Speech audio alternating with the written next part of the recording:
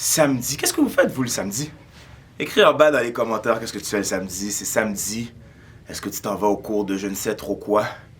Est-ce que tu fais du ménage, les emplettes, les commissions, un souper avec des amis, une soirée de jeux de société? Bref, écris dans les commentaires ce que tu fais en ce samedi.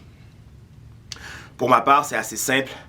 Je me prépare à partir à la conférence Le Sommet.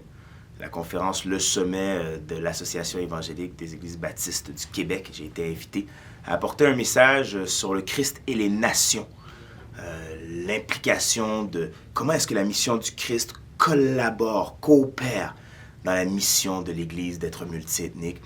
Je suis très excité, très honoré du privilège de pouvoir y aller. Donc, s'il vous plaît, en plus d'écrire en bas ce que tu fais en ce samedi, prie pour moi. Je reçois les prières. Merci. Grâce de Dieu, jour 32 sur 40, je peux pas croire que c'est bientôt fini. Ah, c'était un bon temps, j'ai été richement béni et j'espère que c'est pareil pour vous. Vous savez, Dieu a écrit notre histoire. Peut-être que vous et moi, on peut s'entendre là-dessus. Et puisque c'est Dieu qui écrit notre histoire, il sait ce que vous affrontez. Tu sais, ton mariage est tough, il le sait. Tes enfants te font perdre des cheveux, il le sait.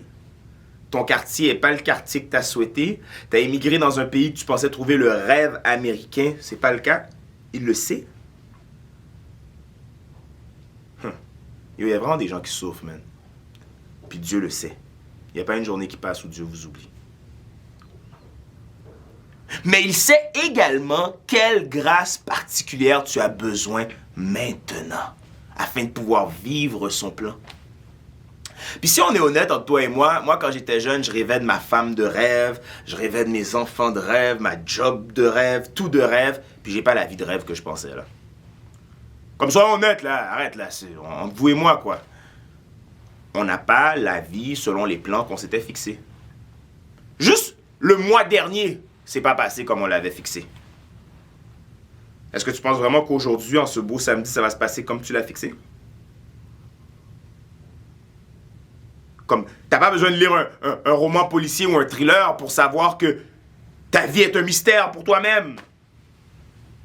On n'a aucune idée de ce qui va se passer.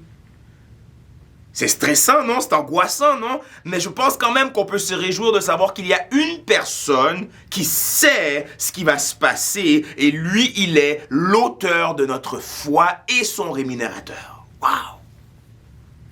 Yeah! Nos vies bénéficient des soins attentifs du grand maître qui a fixé la terre sur son socle, qui a fixé les étoiles dans le ciel, qui a placé le soleil pour réchauffer et la lune pour éclairer.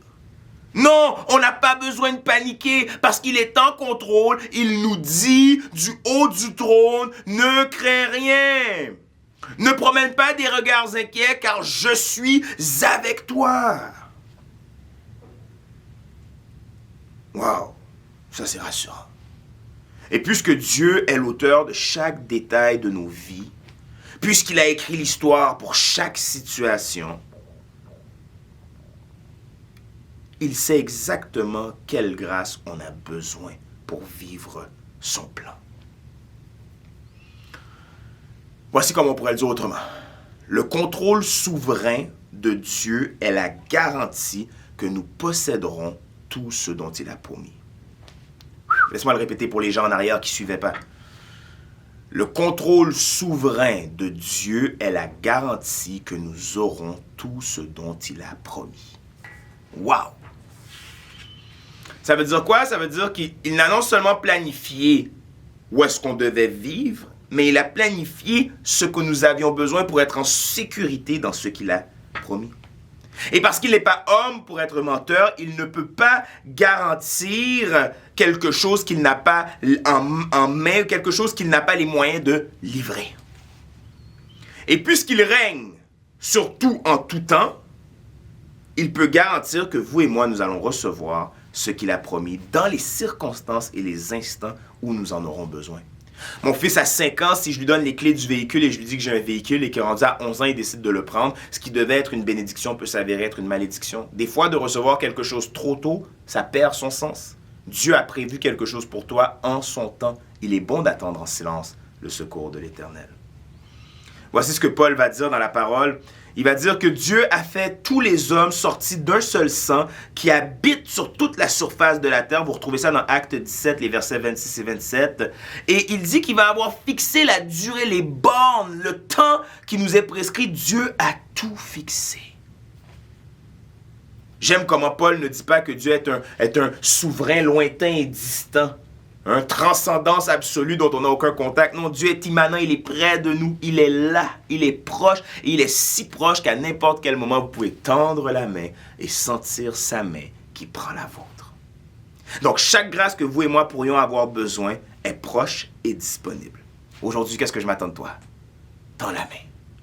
Je sais que c'est demandant de tendre la main, de se mettre en position vulnérable et d'avouer son besoin d'aide, mais tends la main. Il n'est pas homme pour te refuser. Demande et tu recevras. Si tu veux lire un peu plus, tu peux aller dans mon texte préféré. C'est le texte que j'utilise pour ma maîtrise dans 1 Pierre 1, 13 à 25. Et allez voir. Allez voir la richesse que nous avons à nous qui avons été appelés. Nous qui sommes une nation sainte. Un saint sacerdoce. Allez voir ça, 1 Pierre 1, 13 à 25. Permettez-moi de terminer en priant.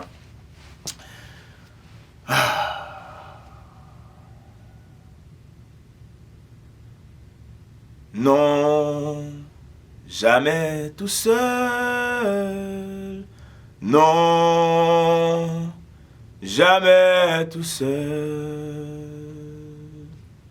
Jésus, mon sauveur, me garde. Jamais ne me laisse seul. Non, jamais tout seul, non, jamais tout seul. Jésus, mon sauveur, me garde, je ne suis jamais tout seul. Quel réconfort pour l'âme, Seigneur, de savoir que nous ne sommes pas seuls dans un monde qui nous fait sentir si vide, rempli d'apathie, si isolé. De savoir que tu n'es pas distant, de savoir que nous pouvons tout te dire et que tu prends le fardeau, de savoir que tu es celui qui a porté notre infâme péché à la croix, de savoir qu'en toi nous avons la victoire, de savoir que tes grâces sont disponibles à être dispensées aujourd'hui, de savoir que notre péché n'est pas trop sale, de savoir que nous n'avons pas à avoir honte ou à se sentir coupable, car tu es le remède. Man. Wow, tu es un bon Dieu. Tu es le bon Dieu, le Dieu dont les bontés se renouvellent chaque matin. C'est pourquoi nous voulons chanter ce chant avec la confiance que nous ne sommes pas seuls, que si nous appelons, tu es là, tu entends et tu réponds. Alors reçois l'adoration, l'honneur, la puissance, le règne et la gloire pour tous les siècles, Jésus. Amen et amen. Que le Seigneur vous bénisse, qu'il vous garde et qu'il vous accorde ses richesses. Bonne journée.